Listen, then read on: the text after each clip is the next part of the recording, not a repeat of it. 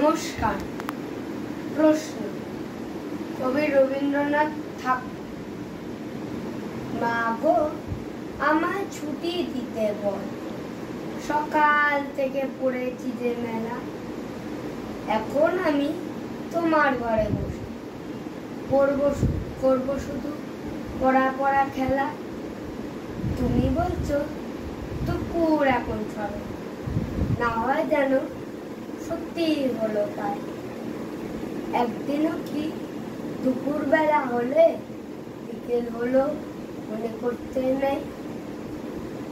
আমি তো বেশ ভাবতে পারি মনে, সূর্য ডুবে গেছে মাঠে, বাবুটি বুড়ি চুবড়ি পড়ে নেই, শাক তুলেছে পুকুর ধারে এসে, আদার হলো মাদার কাছে তল, কালি হয়ে এলো দিঘির জল। সব হাটের থেকে সবাই এলো ফিরে, মাঠের থেকে এলো চাষির দল। মনে কর না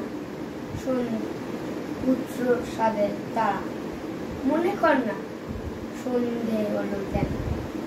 রাতের বেলা দুপুর যদি হয়, দুপুর বেলা রাত হবে না কেন? ধন্যবাদ।